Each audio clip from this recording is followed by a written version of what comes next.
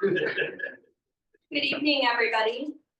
This meeting is a meeting of the Board of Education in public for the purpose of conducting the school district's business, and it's not to be considered a public community meeting. There is time for public participation during the meeting as indicated in the agenda, and upon request of the superintendent, the district will make reasonable accommodation for a person with disabilities to be able to participate in this meeting. Hopefully, please call the roll. Mr. Albright. Here. Mr. Arnold. Mr. Brutterly. Here. Mr. Spola. Here. Angus. Greiser. Guerra. Here. We have meeting minutes included in our packet from the May 19th meeting. The Board of Education approved the attached meeting minutes from May 19th. We have a motion, a second, any discussion? All those in favor of approving the meeting minutes from May 19th as presented, say aye. Aye. Any opposed? Okay. Agenda, the board policy provides that the superintendent of schools shall prepare an agenda for all board meetings as directed by the president of the Board of Education. I'll move that the Board of Education approve the agenda with two amendments. One, flip-flopping the school presentations to peer-to-peer class projects presents first. And then adding an action item number 6, which is ratifying the agreement with WWBDAMA. Second. We have a motion and a second to approve the agenda as amended. Any discussion? All those in favor, please say aye. Aye. Any opposed? First up, then, we have our school presentations, and we have a presentation about our peer-to-peer class project. So in peer-to-peer, we do some kind of advocacy or inclusion project every semester. There was a group that started this project last semester, and they've just been trying to build awareness about seizures due to specific seizure encounters that they've had. And then Brielle wanted to take the project over and present a little bit herself. So. My name is Brielle Linder. I'm a freshman at Western High School, and I'm here to advocate for people with epilepsy and people with seizure disorders. So my story is, in 6th grade, I got diagnosed with JME, which is a form of epilepsy, and I had been having seizures about 2 months before I was currently diagnosed with what I currently have. And once I got diagnosed, it became this huge, jumbled, confusing process of trying to figure out what I had just found out about myself and what I was transitioning to do. And it turned into this it's life-changing, obviously, but it also just made everything going on around me so much more confusing, because now I have a part of myself that I have to figure out along with everything else. So what is epilepsy? Epilepsy is a seizure disorder. Someone who has epilepsy has usually had multiple seizures in their lifetime. Some only have one, but that's usually put under a different category. Someone can have multiple different kinds of seizures. It's not just one type, which a lot of people misunderstand. But I personally have atonic and tonic-clonic seizures, but there are many different kinds. And there are over 30 different types of seizures overall, and roughly 3 million adults and 407,000 children have epilepsy. Epilepsy in schools. As an adolescent in Dexter schools, it can be very hard to go from an environment where I have a set teacher who understands my needs, my priorities, and then go to having multiple classes with multiple teachers, I see them all as equal. And I have to somehow communicate to everyone that I have a different need than the person next to me. So how staff can help? I think that there are multiple different ways that staff can help with this, but I know so many people who have different invisible disabilities and who have different wants or needs or requirements, and a lot of times it can be really hard to try and communicate that to a teacher, especially going into middle school and high school and having all of the different classes and the constant change. So in the past, for me at least, teachers reaching out just with a simple email hey, how do you want me to react to this? What could I do to help? Has helped a lot with me adjusting to all the change that's going on in my life. And I think that that could help for other people, but I do understand where some students with disabilities could find this embarrassing or not be as proud as I am about it. And so I think that being more like less out about it at first and then going from there.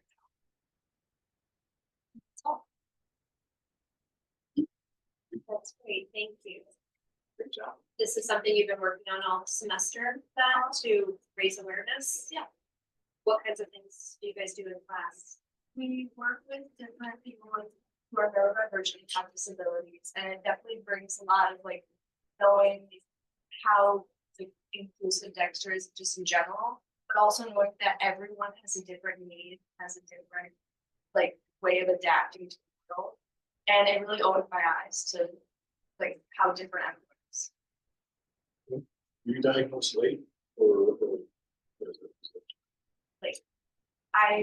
There were no signs of epilepsy until I was 12. My daughter said, maybe respiratory treatment she started.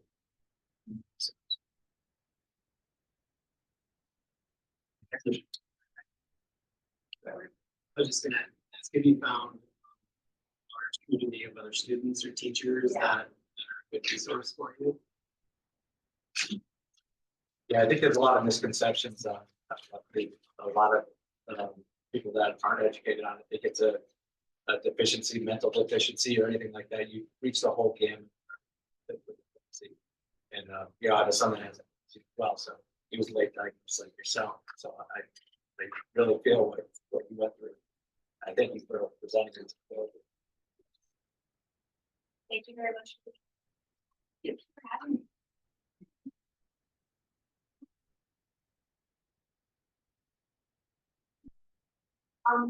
Have one other presentation tonight. It is time for our annual retirement recognition.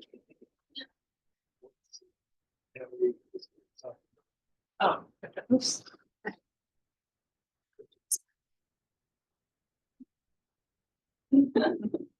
Sorry, I just, Or you can like be able to like talk about. yeah, I shut it off and so I thought it.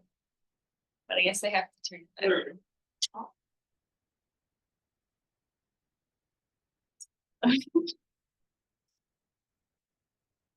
Oh, he can do it.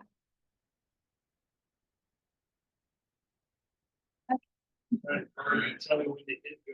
Go ahead and hit go. And then we'll.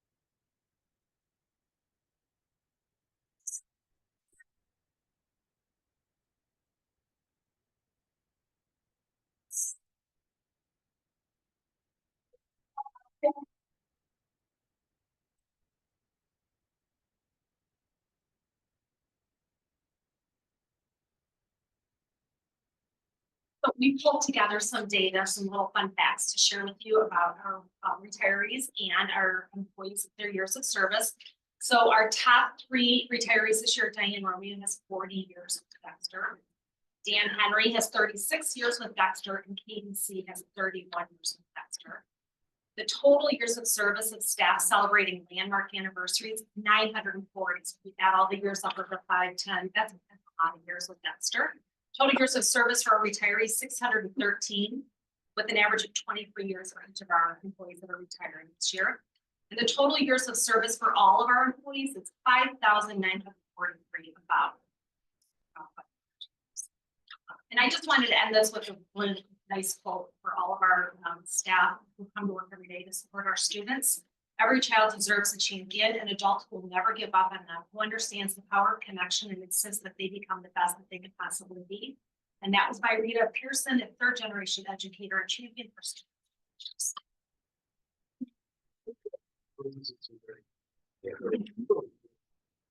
And part of our retirement, and this is Craig McCall's last meeting.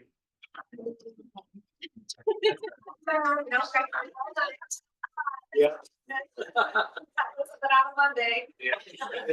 We'll hold your chair. We'll drag Marty back up, so. All right, good. For his last duty, for his last meeting, is to push the red button.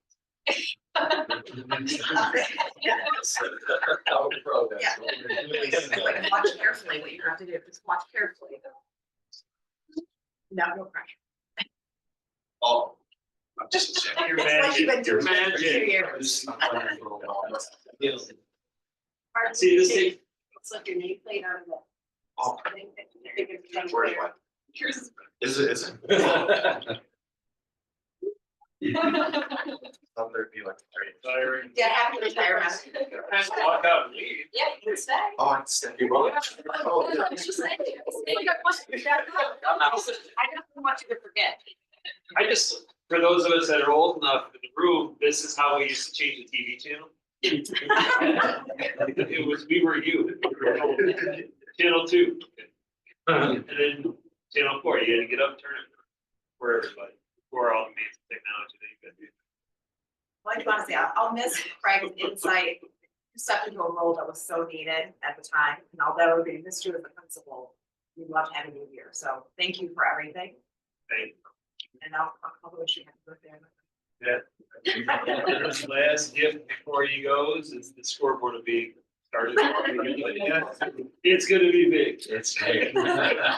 Those boxes you see are half. Yeah, that's one half. The speaker itself is, what's it, a 6 foot by 8 foot, 6 foot by 8 foot just for the speaker here. Awesome.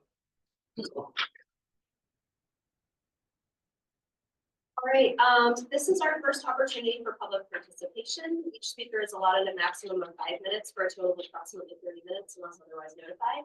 At this point in the meeting, those interested in making a public comment will be asked to raise their hands so the time may be divided equally. Each speaker will be asked to announce their name and district of residence, indicate if they represent any organization or agency. No person may speak more than once on the same subject during a single meeting, nor yield their time to another speaker. Please know that the board does not respond to comments during the meeting, and those wishing to receive a personal response from the board or superintendent should complete a public comment form, which is available outside our meeting. Is there anyone here who would like to address the board today? Okay, we will then move on to our administrative and board updates, starting with the superintendent. First thing we need to do is induct our new student board member. Come on up, Lloyd. Lloyd's Ranch. Lloyd had a good speech.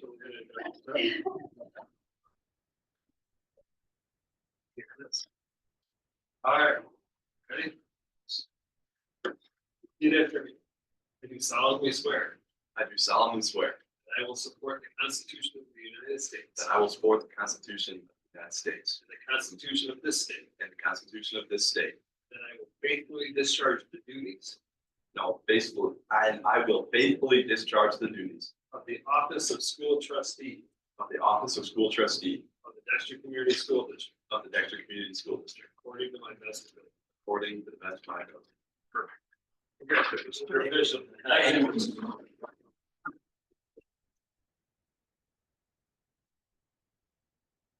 You don't have to say that. It's all right. Couple other updates, again, mentioned that it's Craig's last meeting. On the agenda today is an approval of the WWBDAMA tentative agreement. Craig was the superintendent for how many days? 47 days, 2013, and he negotiated the Wabama contract.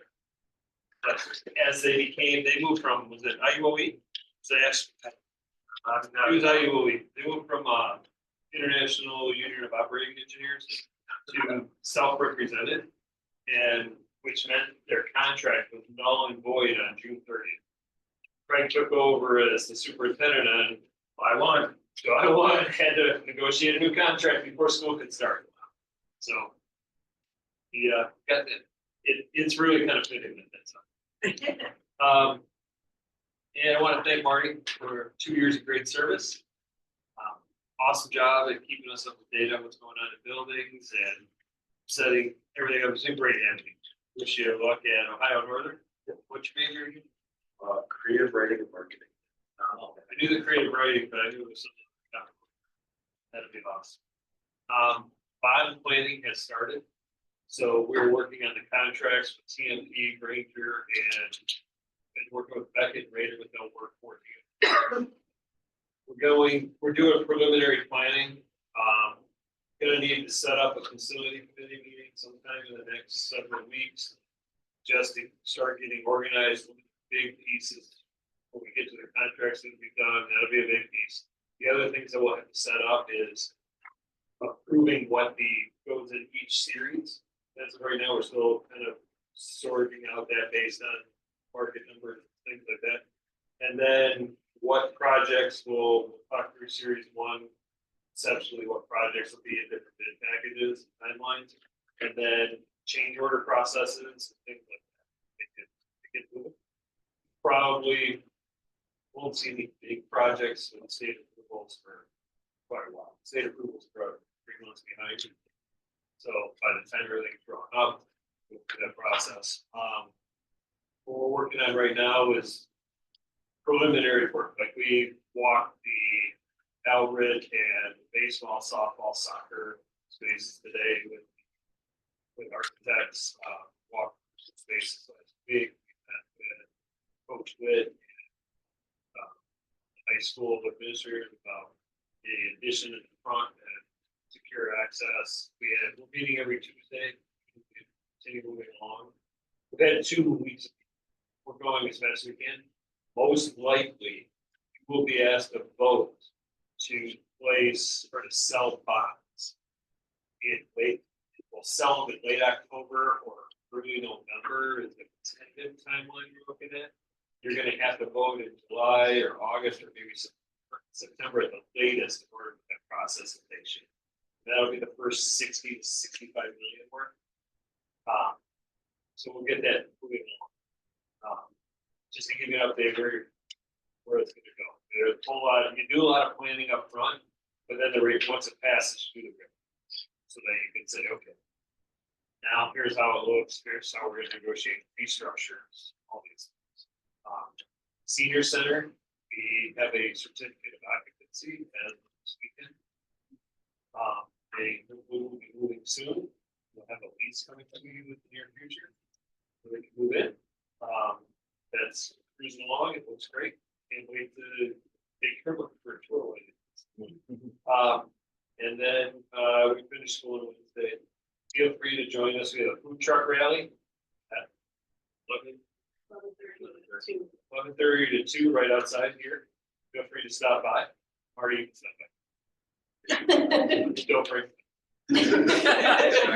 Work. Yeah, it's for staff, but it's really great to have the full staff out. Want to thank both everybody here for planning this thing every year. 10 minutes here, and our so it is really it's a nice way. Oh, and Coach Witt today we got to witness they have challenges. They gave out awards for the strongest male student winning the challenges, the top three winning the female challenges, the top 2 female staff members, and the top 2 or 3 male staff members. They challenges they have to hold. I don't know what they call the stone. They'll hold this like 100-pound stone. They had to do something where they're pulling sleds. Did you do any of the challenges? I watched a lot. Okay. I looked at that, I'm like, it's not me. Okay, there was the last one, it was something about flipping a tire and then pulling a sled. One, Mateo was disqualified for running backwards or something like that, I don't know. But anyways, they gave out, our art department made actual He-Man statue holding ships. And then the woodshop classes made the bases of the trophies. And then Coach Wood pulled up a giant smoker and was chicken all day on the trail. Nice. So, it was kind of a nice little celebration. We have staff members that participate in every one of the challenges. We have some that wear their kilts for whatever one thing. Is that the Dippy case? stone. I don't know, what was, which one? The Dippy stone. It's Dinny Stone, yeah, Dinny Stone, Dinny Dinny Stone, Stone. whatever that is, I don't know, but they all wear kilts, it's funny. So, it's cool. But we're doing the end of the year stuff, there should be a nice parade in there. Yeah. Perfect. That's it. Yep. Okay. I just have one interesting point of note. Jennifer Conlon is a representative, not for, well, I guess not for the city of Dexter, but part of our district. And she was at Dexter Forum on Saturday and just gave everyone there and then me later a little update on the budget process. And it is kind of a mess, but it sounds like there is still some intention by some people to have a budget done by July 1st. However, our budget hearing is June 23rd, and we have to pass our budget regardless of whether it's done. And I guess I just wanted to appreciate that Dr. Timmis is on everybody's radar, and so they all do want to always provide updates to us to make sure that we remember that they know that this is important to our district. So I guess we have a really good relationship with our state reps and senators. But there's a lot going on with it, and it's just gonna be super interesting to see like how the money falls out at the end. So that's my only update. Oh, she did send me actually a giant PowerPoint, an update that she got from the Michigan Department of Education. So I will send that to both and distribute to everybody. It was, as I said, it was like the perfect one share. And now we will head over to our student reps, and you guys can just figure out who wants to say what today.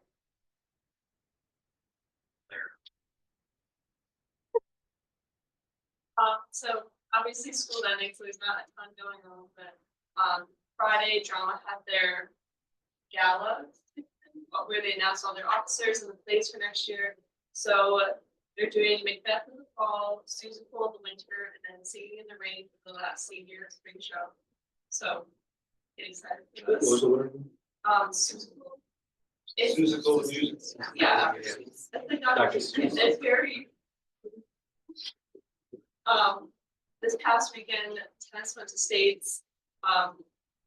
It's 2 days, let's just say we didn't make it to the second day, but we made it to states, and I think that's important, so hopefully we can keep going and keep going with that next year, but all the sports, spring sports have done really well this year, and it's great to see like people really committing, like even the seniors, like the last 2 weeks of practice or week of practice, they weren't in school, so it's kind of tough for them to come out to the courts, but everyone like committed the last. And then this past weekend, Sprout Love, one of the NHS communities that works with the cancer support community, had like spread a ton of awareness and raised a lot of money. And we held a race starting at the high school, going down to the border and coming back around. Again, just like spread more awareness about this support community that helps families dealing with cancer. And then again, raised a lot of money. So that had a lot of success.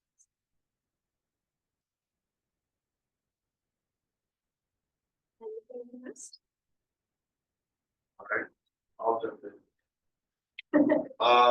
You know, being alumni is pretty cool. It was fun to graduate. Other than that, not a whole bunch has happened. I don't think I updated this, but lacrosse season ended about a week or two ago. Played East Grand Rapids, and you know, they were a really good team, so we were expecting to lose, but they actually just ended up with the state championship. So, you know what, you can't feel that bad that you lost that won the state championship. But this was like the best season I think Dexter's ever had, and so I was super proud to be a part of it.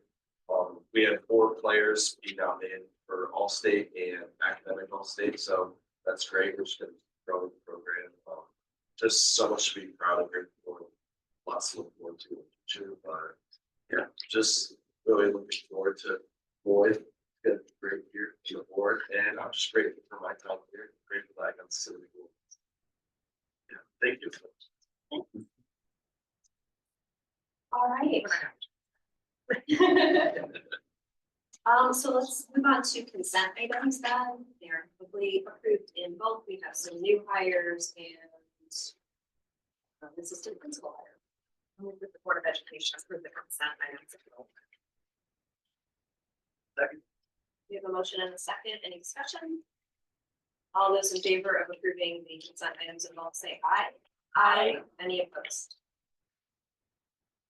Moving on to action items, we have a number of them here, and we are going to start tonight with our Creekside ELA curriculum, arts and models. Our packet includes an executive summary regarding the adoption of a new ELA curriculum at Creekside Intermediate.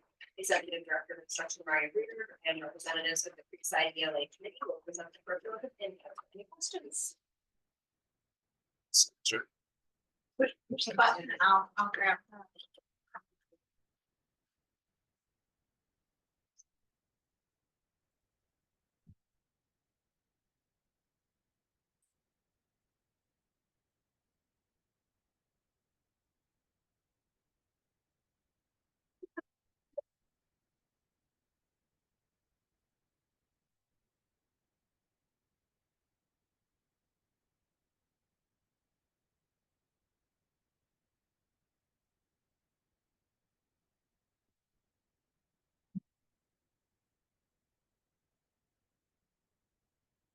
Really excited to share arts and letters with you today. And before we get started, I kind of want to introduce who we have here joining us this evening. Creekside has been so lucky to have Maureen Klein join us this year.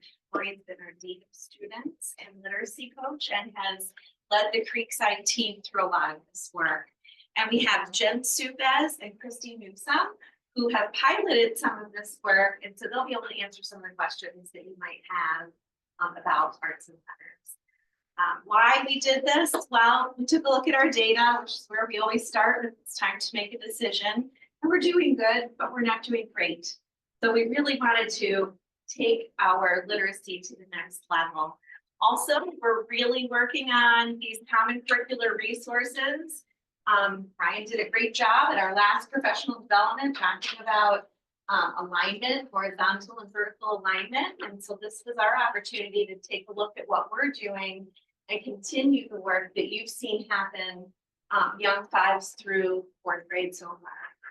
So this is our way of aligning. And thankfully we have the 35J Literacy Grant to support us with this. And what we found with arts and letters is that it really was evidence-based, it had tiered supports and provided some professional. One of the things that the teachers and students were so excited about, and they tried this out over the course of second semester, was student engagement. So for example, in 5th grade, the focus book was called All 13. It's a nonfiction about the ice soccer team who got caught in the cave. So topic that really hooked a lot of kids. And what's so neat about arts and letters is it includes so many different genres to study. So the students also studied artwork.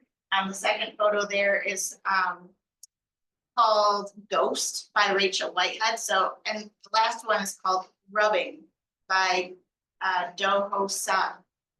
And so the kids figured out over time that all of those were related to space. And it was just neat first time exposure for kids to be analyzing artwork. The Ray Bradbury poem called All Summer in a Day was also constantly tied through to that unit, and the kids were constantly making text-to-text connections and so on. The set of resources at the bottom was our sixth grade resources. Christy Newsome did this unit. Bud Not Buddy was the main book, but it really took kids on a deep dive through the Great Depression. And Picture Any Nation is a book full of beautiful artwork. The kids all had a copy to reference and analyze throughout the course of the unit. Then that next picture is called the Migrant Mother, and the last one is called the Louisville Flood. It also incorporated jazz music, and the kids had to create their own scats. And also poems like Mother to Son by Langston Hughes. So it has a really broad brush. So if you want to, as far as it being a comprehensive ELA curriculum, that means that it's tying in the reading and the writing all in one. It's also got a lot of speaking and listening. The kids loved this fluency practice.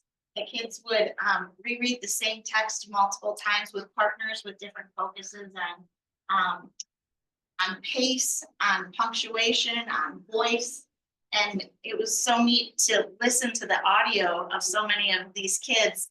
Christy would take them to the cafeteria when nobody was in there, and they'd all, you know, they rehearsed all week and then they'd record themselves and submit it. And the kids had some of these Langston Hughes poems memorized after rehearsing them for a week.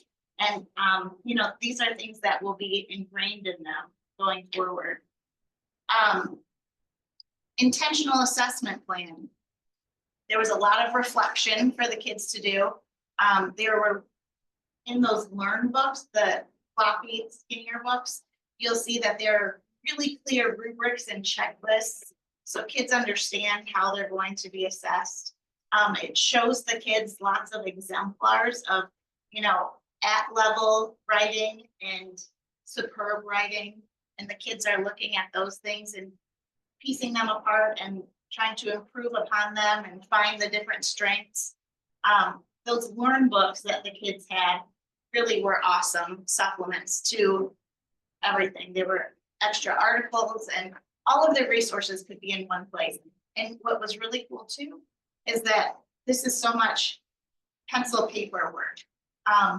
So a lot of times, you know, kids can't find their stuff on Canvas, or, you know, this was all right there for them. And, you know, there really is a focus on pencil and paper again, which students really appreciated and teachers really appreciated too.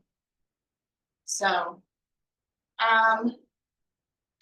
again, assessing in all those varied areas. Go ahead to the next one, Tiffany, and the next one.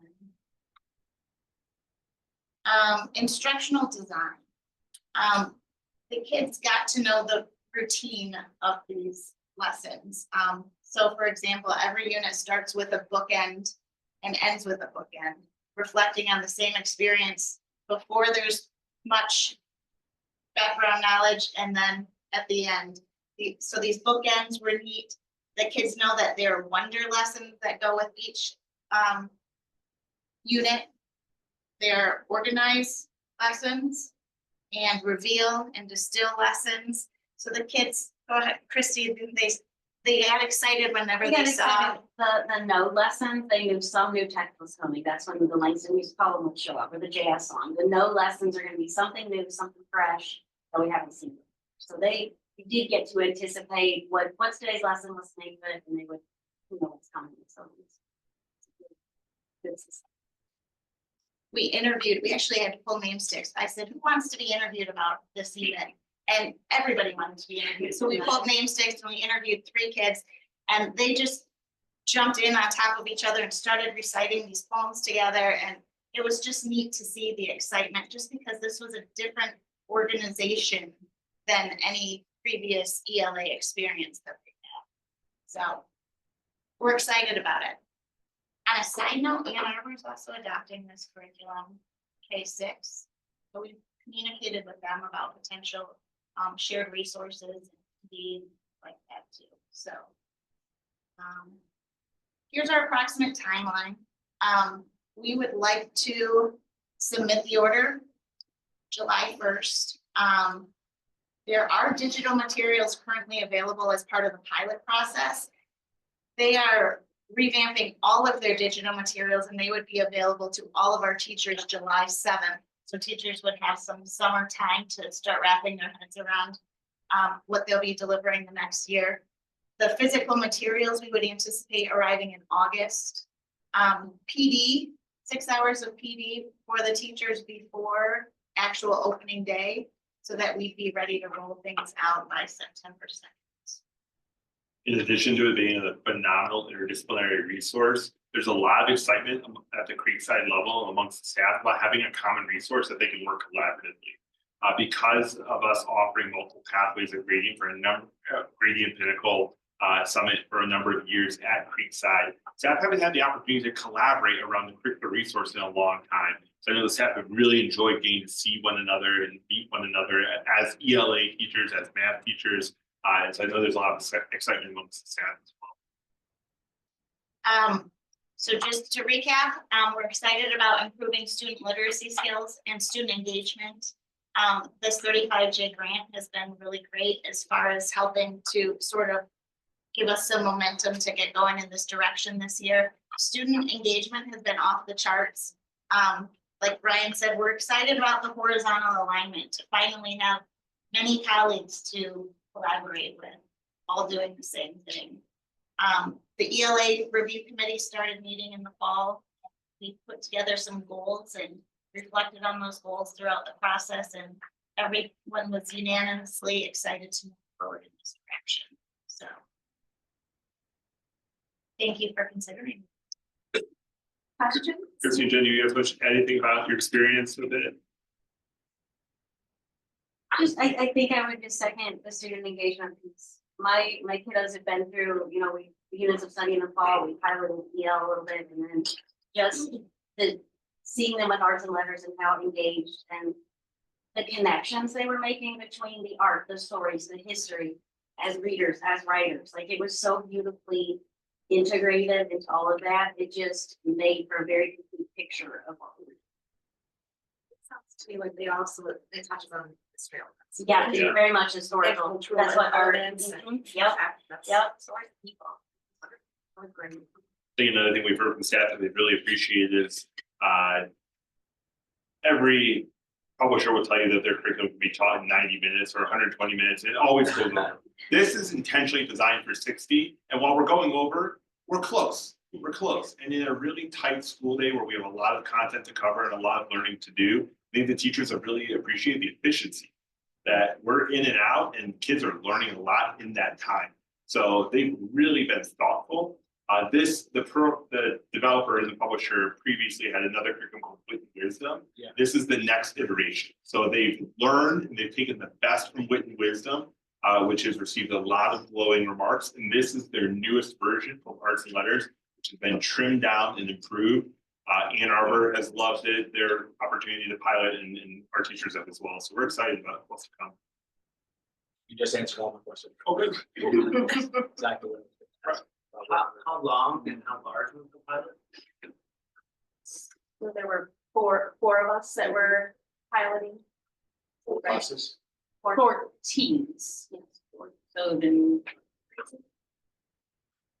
And the plan formerly, we would pursue pilots, Christy Newsome would take curriculum A and Supas would take curriculum B and run with them both for a semester, and then they both advocate for their, so every teacher tried both and gave feedback on both based upon our goals from the beginning of the year. So they all got through at least one quarter of the content. So one content in multiple. Is there more public speaking in this program than this program? Where students are speaking in front of their peers or delivering? There's a lot of opportunities for kids to talk. I think the newest piece for us was this fluency reading, where they're practicing more dramatic reading, public speaking. Our Friday of last week, they had, through our module, there were 5 fluent readings they had to practice. We had to choose one as a declamation. It was a public speaking, and I more than half my class had memorized their reading, whether it was the poem or whatever. So they were performing. It was very, there's also some lessons where there's Socratic seminar sessions. So kids are not super used to that yet, but they'll learn. How are you gonna deal with the students and kids that are not proficient in reading? They're gonna have to read in front of peers and embarrassed. I don't say be embarrassed, they shouldn't be, but like we did, but we may not want to read in front of peers, it might not be in a school and other kids, and then they might shy away. How do we deal with that? So, I mean, that we, how do we deal with it? yeah, so the fluency piece is meant to be with a partner. So you're reading with the partner only, and they give you, the partner gives you feedback on how to improve and just different tips. So it's adjustable for, differentiated for everyone. And then the performance that they do is really more individual. They Until report that it hearing. at the very end, and they report it for us to hear.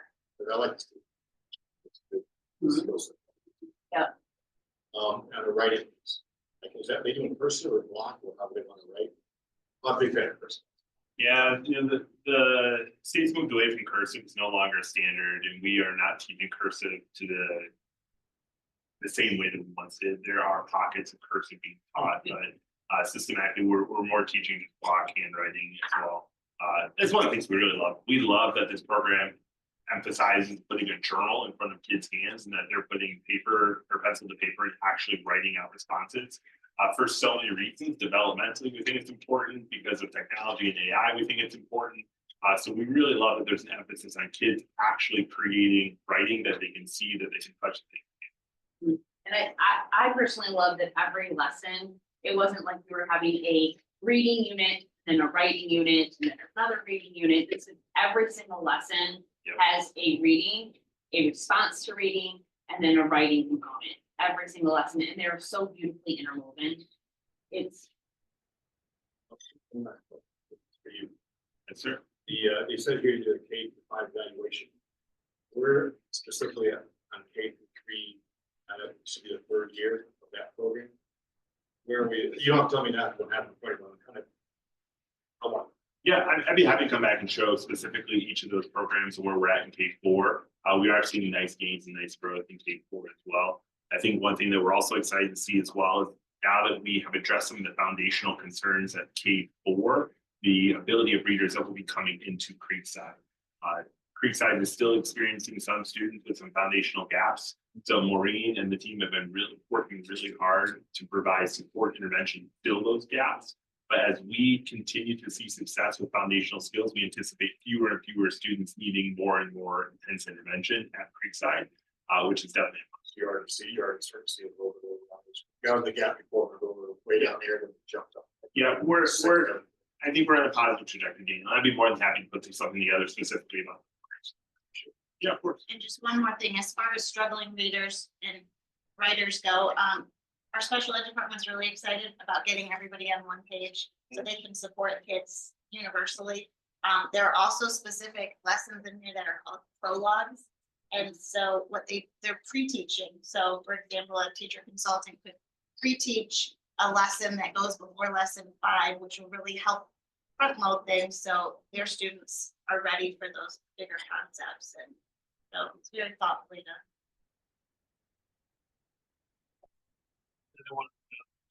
Yeah.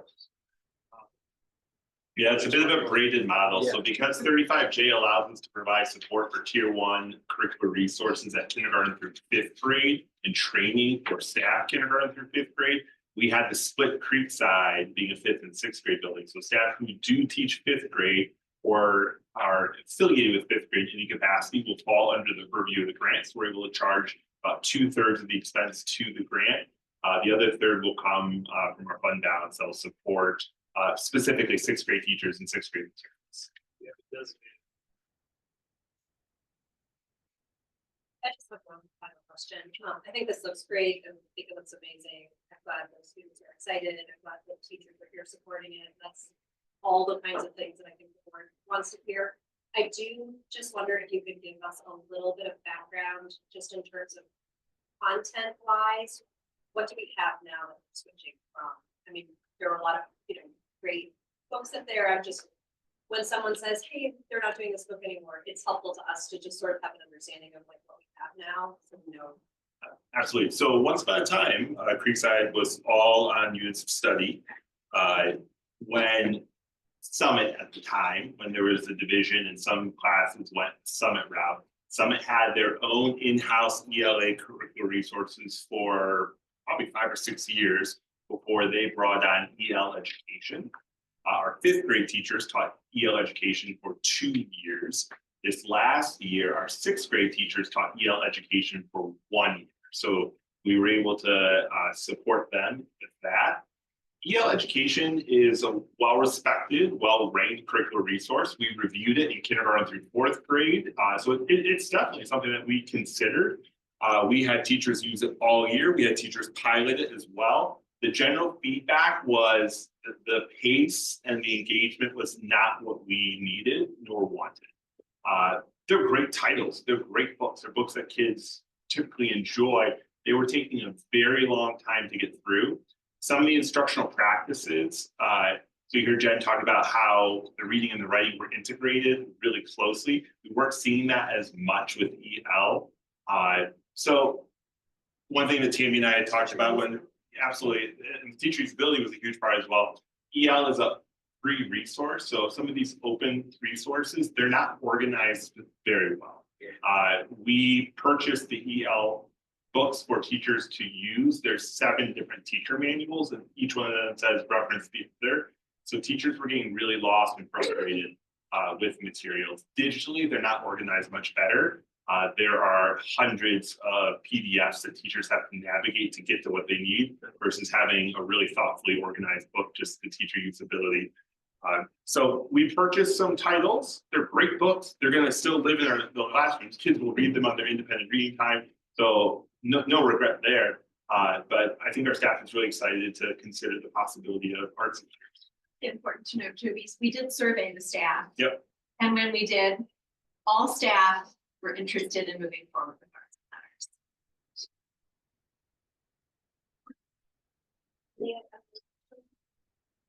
So we do have this as a action item tonight, so that I think everyone can start preparing to purchase the materials if we are so inclined to move forward. I'll move that the Board of Education approve the adoption of the Arts and Letters curriculum and for ELA curriculum resource for the 25-26 school year at Creekside Intermediate for a total cost not to exceed $10,000. Second. We have a motion and a second. We have the discussion, but is there anything else anyone wants to talk about? Let's do a roll call vote, please. Mr. Albrecht. Aye. Mr. Arnold. Aye. Mrs. Bruce. Aye. Mrs. Fuller. Aye. Mr. Ware. Aye. Thank you very much, everyone. Good luck. Thank you so much. Appreciate it. Next up tonight, we have policies. We have 35 policies that are reviewed by the policy committee on April 25th and approved for first reading by the board on May 19th. They were presented for second reading and final approval. I'll move that the Board of Education approve the policy for the second reading.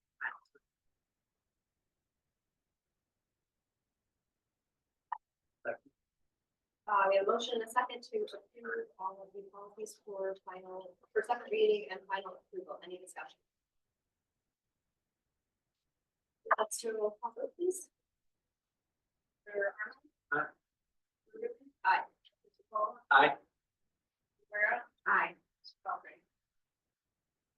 Okay. Next up, we have a single policy, policy 4101, which was listed in the back of policies that was reviewed and approved for first reading at the May 19th meeting, but it was inadvertently left out of the packet. It's the board's typical practice to present policies twice before final approval, but policy 1301, creation, amendment, and posting of policies does allow the board to adopt or amend any policy after a single reading at a regular special board meeting, unless the law requires more than one reading to the policy subject matter. Because the edits to this policy were not substantive, Policy Chair Melanie Zora has recommended that it forego 2 readings and receive final approval this evening. We did separate the motion. I'll move the Board of Education approve policy 4101 first reading and final approval. It is, just so you all can look at it one more time. It's page.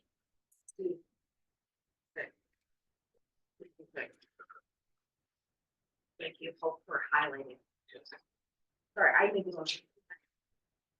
I don't think we have a second. Second. It's Just that. yes. Yeah, you're mostly. All recommended by our legal. service. Okay, we have a motion and a second, any discussion? Being new to, well, policy committee, I'm not involved in that. Are we taking these changes also and putting the student handbook in our handbook as well? If that comes through, okay, Yes. I was just wondering, thinking today. Are we forward? I assume we were. The student handbook, I believe, is updated Annually? Yeah. Okay, And so we're working hard to get all the old ones rescinded, which that'll be the next thing that comes to you guys.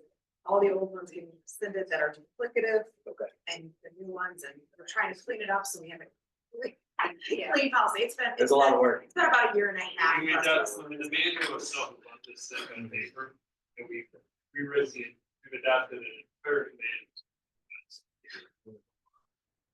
And, and just to clarify, the policy committee is responsible for board policy and then superintendent's responsibility to make sure the student handbook and administrative guidelines reflect the policy that we pass. Okay. So we, the policy committee, does not get involved with the step. Yeah. Gotcha. Okay, we haven't voted yet, right? No. Can we do a roll call vote, please? Aye. Paula? Aye. Guerra? Aye. Albright? Mr. Arnold? Aye. Okay, next up is our board calendar for 25-26. And students, I will just highlight that it is in the packet on. 137. 137, and those are our meetings for the next calendar year. So come for your calendar. Right. Just a question. Yeah. It says 8 January. Sorry. So whichever one's. Well, real quick, I move the Board of Education approve the attached 25-26 meeting calendar. And then we can talk about it. I'll second that. Oh, because I think it's November 17th, December 8th, January 12th, so I think whenever, however your That's right. column is, November 17th. you just need to open it up. What is it? The If you- 17 goes. I'm gonna send It's just a invitations to everybody, so you'll have the correct one. Sure, perfect. That is all game yesterday, just so. Okay. All right. Any other discussion or questions? Okay, let's do a roll call vote. Mr. Spola, Aye. Mr. Guerra, Aye. Mr. Algren. Mr. Arnold. Mrs. Burgundy. Aye. Okay. Approving MASB training funds. Twice each year, the board pre-approves funding, registration and travel expenses for each trustee to attend up to 6 MASB classes in the next 6 months. This allows trustees to register in a timely manner. Trustees may request approval to take additional classes if desired. I'll move the Board of Education approve funding, including registration and travel costs for each board trustee to take up to 6 MASB classes between July 1 and December 31. All right, we have a motion and a second. Any discussion? I will just remind everyone that many of the classes are still being covered by state funds, and so this is a great time, especially if you have one. There's a summer conference, August 15th, 16th, something like that. Yep. And that's, I think, in Lansing, so that was the main thing to drive to. Any other discussion? Take your roll call. Mr. Guerra? Aye. Mr. Algren? Mr. Arnold? Mrs. Burley? Aye. Mr. Secola? Aye.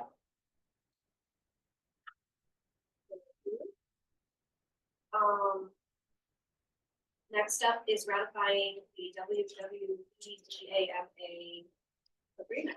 And I'm gonna. Well, we get a motion first. Superintendent, sorry. No. We have individual. With these two. We have individual. We need to. Gotcha. Gotcha. I move that the Board of Education ratify the agreement with the West Washtenaw Bus Drivers and Monitors Association for 25-28. Second. We have a motion and a second. Chris, why don't you give us an update for it? Barbie, want to talk about it? I'll do my best as you walk up. I'll talk about health insurance first.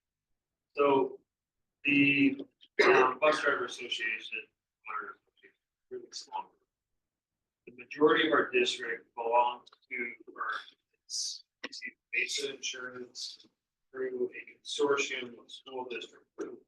It makes it a large group.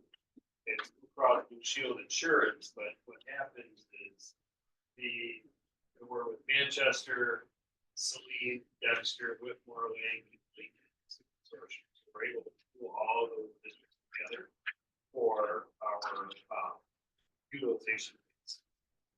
The bus drivers are a smaller group.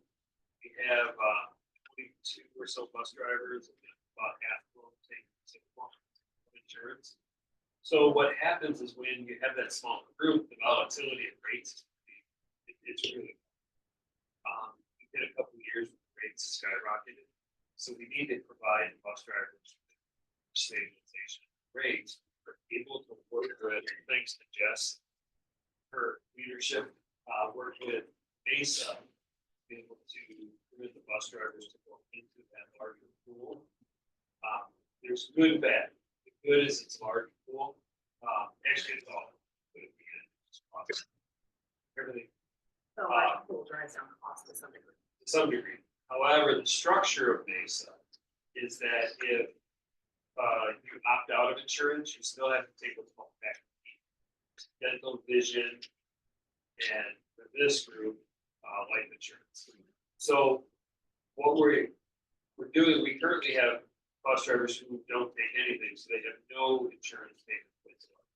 They're going to move to, when they move to Mesa, once this is ratified, we go open enrollment for July start, is they will end up having to choose, if they opt out, they still will have to take dental, vision, and life. We are going to have, as a district, contribute the majority of the cost All for activity for single for 1 year. for single, for the first year. Sort of. For single, for one. Yeah, what we're gonna do is, Correct. yeah, there's a chart on the next page. Where our contribution annually based on this year's rate will be $139.56. Their contribution will be $10 a month, but in this agreement, we give them the 120. So that they're even for the first year, but they're gonna get a benefit they didn't have, which is good. The other complication is they're currently, their plan year run June 30th, or sorry, July 1 to June 30th. The Mesa plan year runs January 1, December 31st.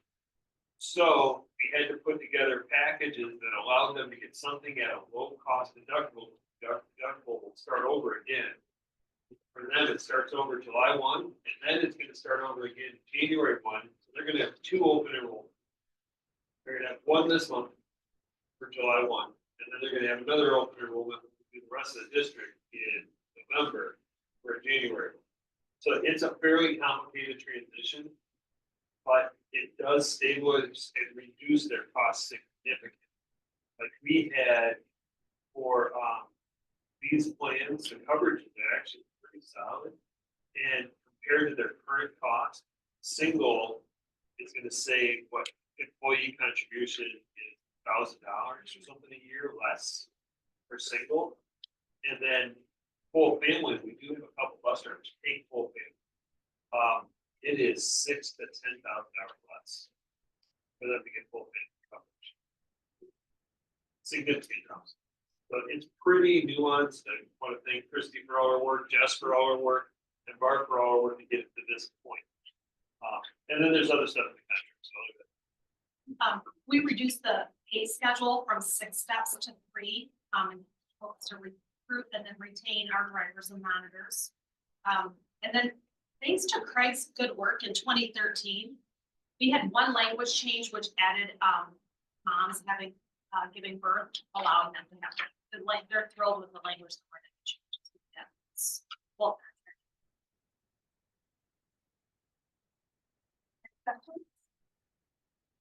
Thanks for all your work, everyone. Let's do a roll call vote. Mr. Halpern.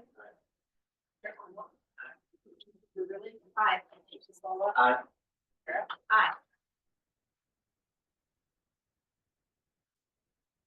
Okay, perfect. Tense. We are now moving on to discussion items, beginning with the superintendent search. Today is the last day at 10 o'clock tonight that people can fill out the survey. With Hope's help, it has gone out through email and it's been posted online on social media. All our students received it, our high school students. We've sent text. People have been given an opportunity to baseball game. Yesterday. I do not have any feedback about how many people have taken it, but I do know that people did start taking it right away. We also had 5 sessions last Thursday at the high school media center for the administration, for students, 2 sessions for staff and 1 session for community members.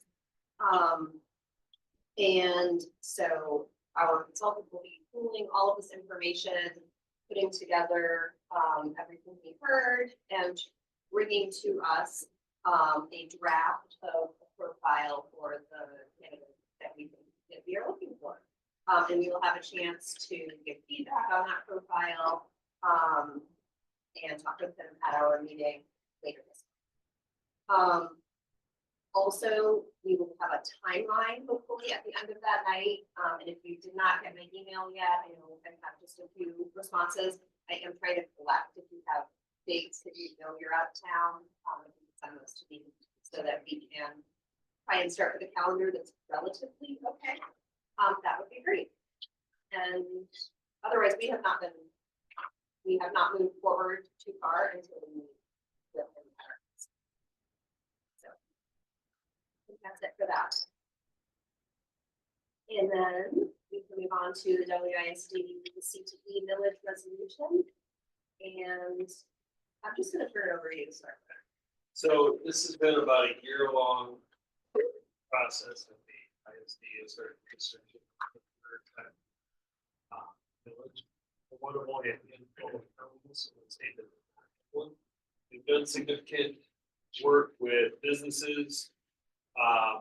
Looking at the state, they've received a $5 million grant to do a lot of this work. They've gone through a significant amount of research. Ryan Rowe was here at one of the meetings to talk about the process and talk about the research.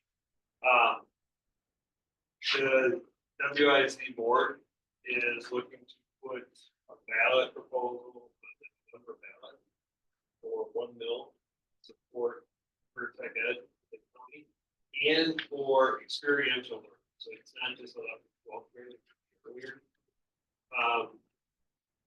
District is asked to vote and consider support. We're, because of our bond, we're in a little different cycle. Other districts that they're talking to, it's significant. We spend, this district, we participate in the consortium, Southwest Washington Consortium. And we provide programming that way, but we spend it straight out of general fund. And it does limit our opportunities. We do it at a level. This would open some opportunities. The polling showed that significant support across the country. Mostly Ann Arbor was really supportive and so big. That's the way it was, but overall every district was pretty supportive. So the considerations of the board to discuss order passing resolution, you don't have to pass it today. But this was the first discussion. What's the presentation we got? Session. March. Mid-March. Feels like just yesterday. Ties in with Governor Whitmer's initiatives too. It's some national work. Yeah. We're seeing shortages. You know, a lot of the trades, but the other thing we've seen, so historically what happens, high school used to offer. And then in the early 2000s, it was this big wave for college ready. Yeah. So all the states, including Michigan, moved state testing to the ACT. They moved with the graduation requirements to basically college prep requirements. Squeezed out of the schedule all of these types of courses. And at the time, the jobs had dried up. Now we're seeing baby boomers retiring. We're seeing people went to college to study things that they couldn't do anything. And we're seeing technology is reframing what careers look like. If you think about, I mean, my brother's a mechanic. And when he first started, he was working with a wrench and diagnosing cars. Now then it moved into, they just type in the diagnose or the, what's going on with the car, and the system comes up most likely, people check. And then now they're working on electric and having to learn, it's pretty technical, really technical. And what we see is that people can have a great career, but trying to rebuild it is not easy. Because finding teachers, a welding instructor, someone with certifications in welding walks out and is making $100,000 plus a year. Why would you go into teaching if you can make over $100,000 a year at 22 years old? So that's the challenges that we're seeing. We have lots of careers like that. And I look at automotive types. The really good ones make $140,000, $150,000 a year at 19 years old. I mean, it's really hard to find someone who wants to go to teaching, and then teaching technology is changing so fast. But the funds to start these systems up are challenging too. The certifications are challenging. Asking people to go back for a bachelor's degree. So we have to create other models, and this funding would allow us to create models.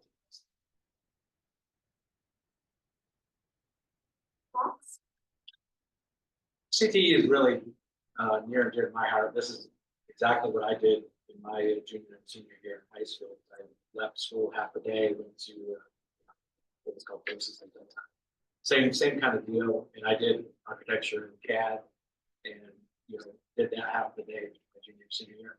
And it really set me up for the job market coming out of that.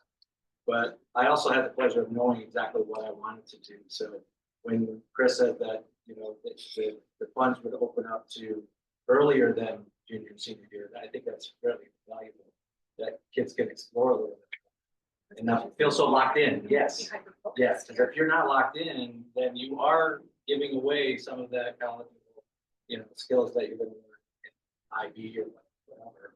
You'd be giving that up. So there's choices that have to be made there, but learning early on, exposing kids earlier on, I think that would be a beneficial thing. If that could bring this, if this could bring that to us, then, it's got my approval. I'm very supportive of it too. Some of my favorite classes in high school was like at architecture, shop classes. Those were my favorite classes. But I do think there's a shortage of getting an understanding of our career options. So being able to provide that. We're doing this to go put it on ballot. See what the voters say. Yeah, that's right.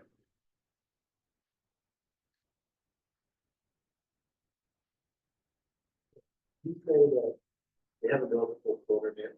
We got those active overall. Yeah. We're all doing on our own. Right, but the goal is to all to one, for all us to look for the Southwest portion more. Wash off.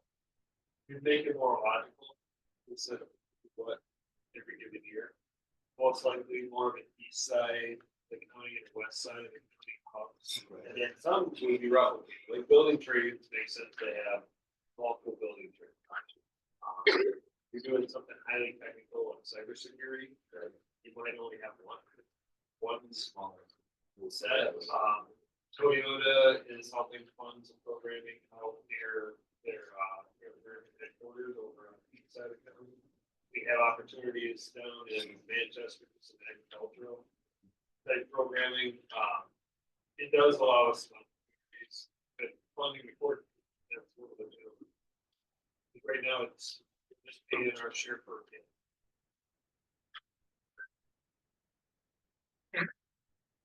I guess, I feel like I'm super supportive of many curriculums that come in front of me because they all seem like great opportunities for kids. I love the idea of introducing more for younger kids earlier to explore and to understand, sort of what's out there to go for. I guess I do want to recognize that this is a new tax. It is a new millage, and I have fielded many, comments, questions, and emails over the last months about our bond, which is a renewal and not a change. So I guess I just want to take a minute and acknowledge that we understand this is a new tax. And also highlight that I think the most meaningful, in case anyone's watching this later, the most meaningful graphic that I think our county needs to see is on page 167 of our packet. It is a picture of the state of Michigan by county, and it details out how much each county pays for a CTE millage. And then there are 2, 3, 6, 8, 12, 14, only 14 counties that do not have a CTE millage right now. And we are one of them. And I am seeing millage rates of everything from 4.1 down to about 0.5, 0.6, with a good number of the counties covering between 0.9 and 1.3. So I guess I just want to recognize that our county does seem to be very much in line and in the middle with what other counties have already asked their voters for, and the voters are already. And to the point that's already been made, our authorization or recommendation, resolution and support just allows it to go to the ballot and the voters ultimately get to decide. But I guess I just want to be really understanding that our voters did just vote for a bond, and we very much appreciate that. And I guess I just want to understand this is a difficult time for people to be making these financial decisions.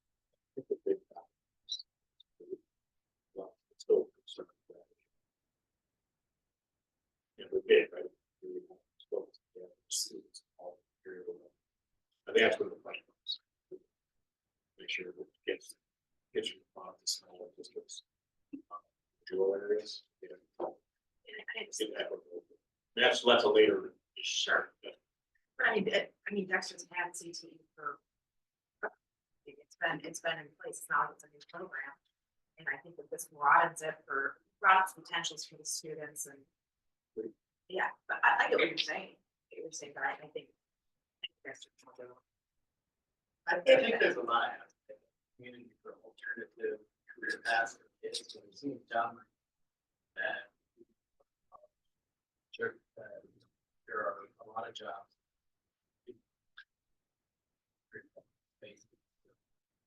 Hopefully, when people get that, hopefully whoever's the promotion of this does a good job, as good a job as Dr. Tim's did about really getting the data out there. That's certain. People are just not gonna really hear about it. They just see it on the ballot. Saying, Not another problem, not another tax. Anecdotally, when we approved the workshop course, we had to post about that. We got so much engagement from people who don't engage on anything else. They don't have kids in the district, they just live here or they grew up here, or whatever. It was remarkable. positive. Positive. They were all like, oh, yeah. Yeah, I would think if it's promoted, that it would be very popular. Right, so. Do our students have some thoughts they want to chime in on? How do you think the students? I think we see more. At least in my grade, like definitely moving to college, like negatively and like going into the trade is like an option that they now to like avoid college, avoid like that. I'm a big fan of, but like certainly want to go into like I know a lot of my friends like want to go to university, all that stuff, which I think is business steps is going back. Yeah. It's like, what if you, how? Yeah. We're not. All that stuff. It's seriously made doing it, and I know one way. favorably or it's going down nowadays, I do hear a lot of students, we take their head.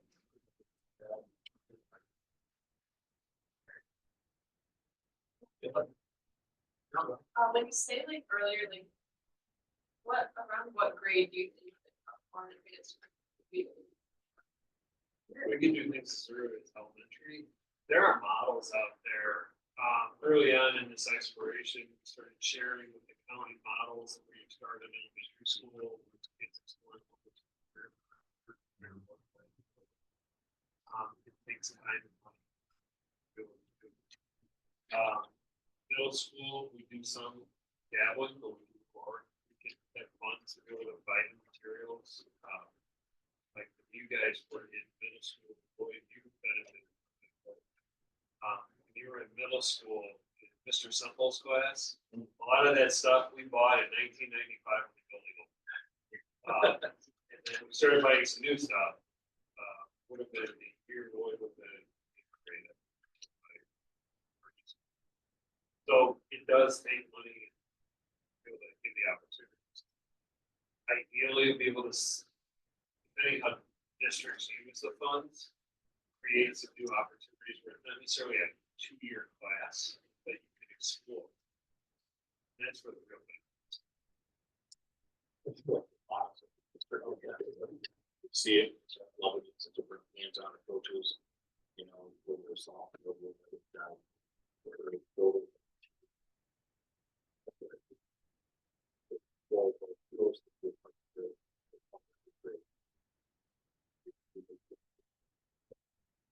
But what we've seen, like just robotics, middle school, high school robotics, with volunteers like crazy, how many kids are involved. Because it's an opportunity, but we're working on volunteers to get it done. We look at what we added, Mr. Iden's wood shop and systems of construction. Or just when we simply had building trades hosted here, the number of extra kids started to do, because it was an option. And when it's not, when it's out of sight, it's also out of money, but it allows us to put it very busy. Good fun students. Yeah, even if the millage is restricted to post-secondary, we get to take some general funds. Normally spending for sourcing now.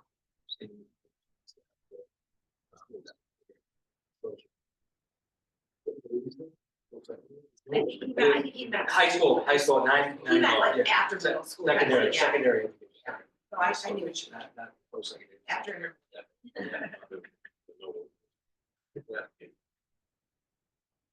And Boston. So this is something we can bring back for action in the future. The next meeting. There's a timeline. As always.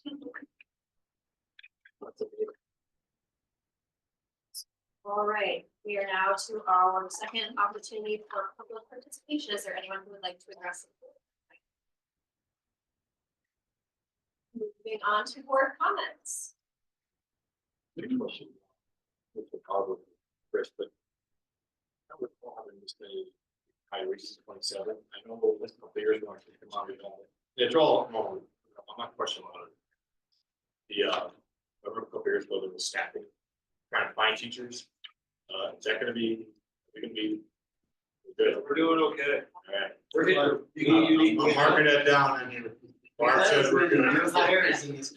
Yeah, we got a lot. I know, but there was a time where like, we're going into the school year, we're still looking for a certain slot. I know we're always It's looking not, for. it's okay.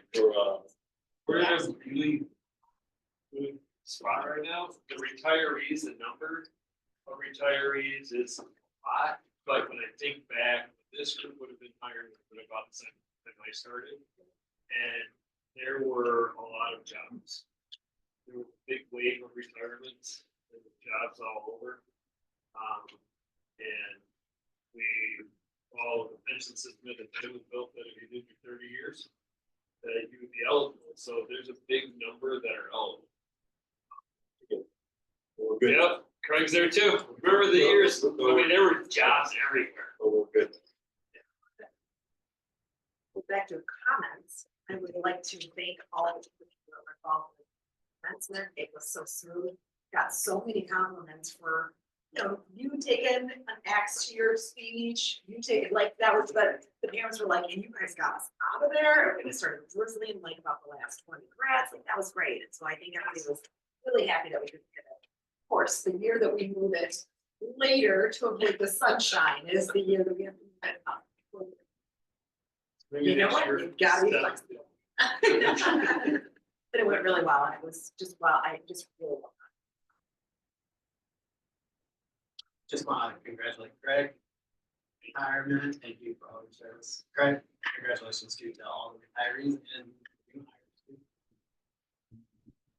And our student reps for doing well in spring sports. Good luck in college.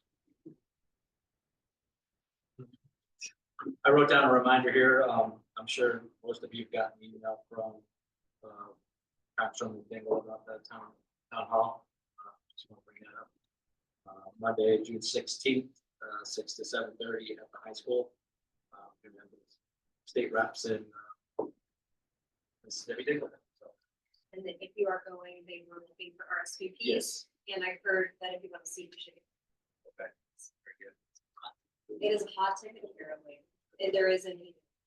I'm assuming you got one. Yes.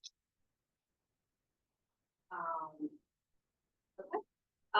We have, SEAB minutes, in our information items. There is no closed session, and so we can adjourn. Thank you very much, everyone.